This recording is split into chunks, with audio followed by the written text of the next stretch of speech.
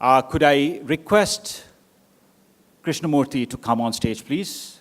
Chairman of IESA, and say a few words.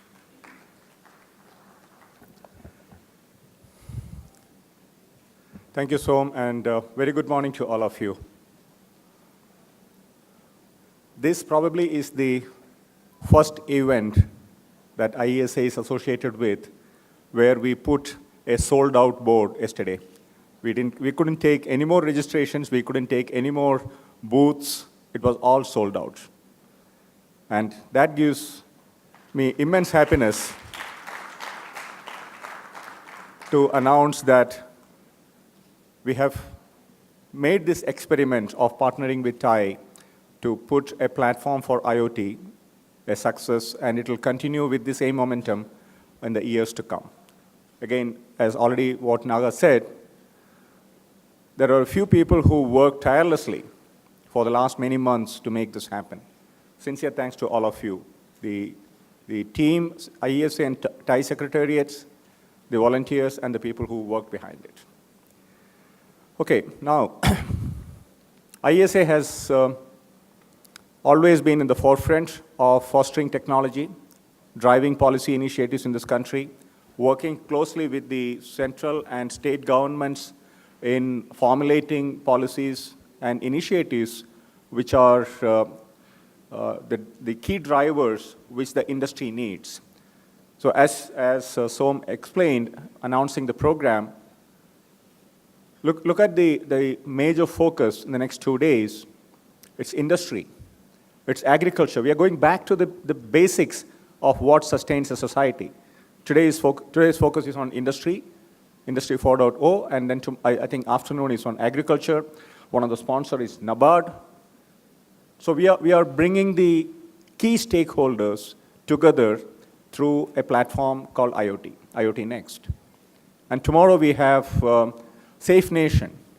I don't think I need to say anything more other than use just 2 words, Safe Nation, and we all understand what it means and what role technology can play in making that happen. I'll come to the components of that in a moment. And then we are also talking about the road ahead, so we are looking into the future. These are the key sessions for tomorrow. And then, of course, we are working with a host of ecosystem partners like the developers, the startups, so they all have room to exhibit their products or talk about what they are doing and how to steer things forward. 2 examples I would like to cite, and both of them I came across yesterday in a different context where I was interacting with in the run-up to this event. There is a scare in this country today due to chikungunya or what's the other one? There's one more. Dengue, right. So I was talking to a sericulturist yesterday in a completely different context, a startup guy who has done phenomenally good innovative product development, innovative solutions in the sericulture field.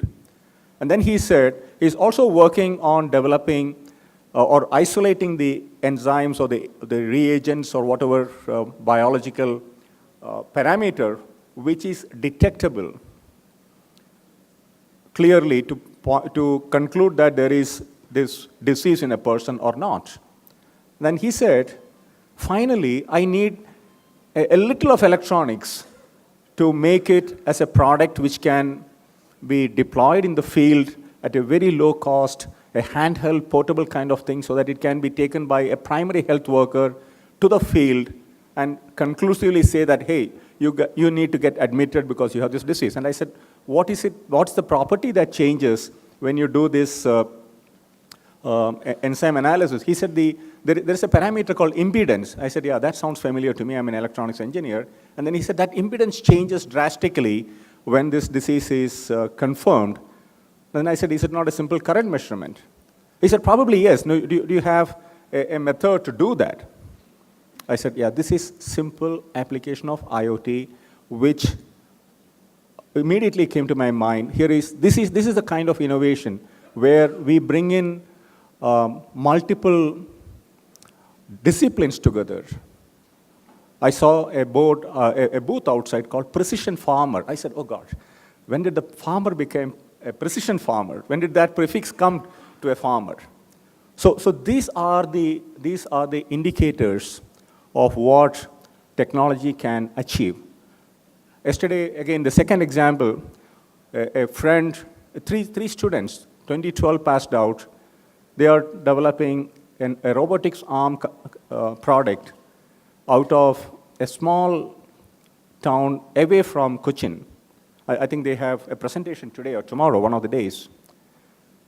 I was amazed by the simplicity of the solution, the money they spent to develop. So any product, including your car entertainment system, infotainment system, or the touchpad on your phone, you need to test it rigorously. How do you do it? I mean, if you want a few operators to keep doing this from morning till evening, after 2 days, he's going to get fatigued, and he's definitely going to miss. So these people developed a very, very innovative robotic arm which can do this product. Just 3 students, supported by about 8 or 10 other people in a 1,000 square feet kind of office space. I was astounded by what they achieved. And of course, it will develop into a full-fledged product. Venture capitalists are waiting on the doorsteps. All that will happen. But the key message is what we talked about 4 or 5 years back as IoT Next, highly disaggregated, unable to classify. I think that haze, without any intervention from the Supreme Court, that haze is going away.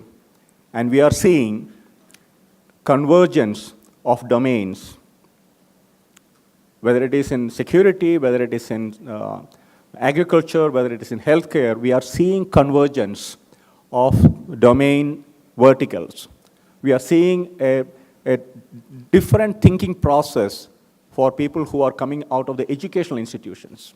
We heard some very good numbers about the startups. The advantage that IoT provides, particularly in a country like India, is that it is not something which requires millions of dollars to start a startup.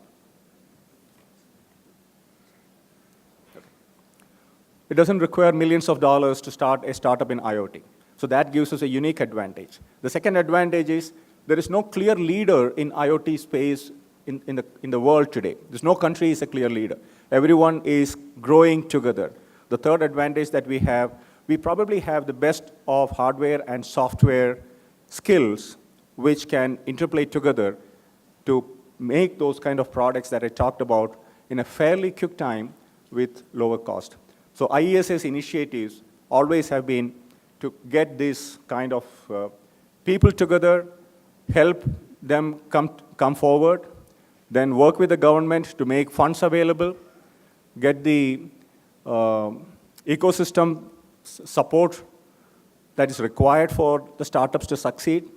And of course, the big companies who are also members of IESA and who started the IESA organization about 12 years back, they have deep interest in the success of these startups. So it's a case where we found TIE and IESA can come together and put a platform together, and that will see the days ahead to be a successful story.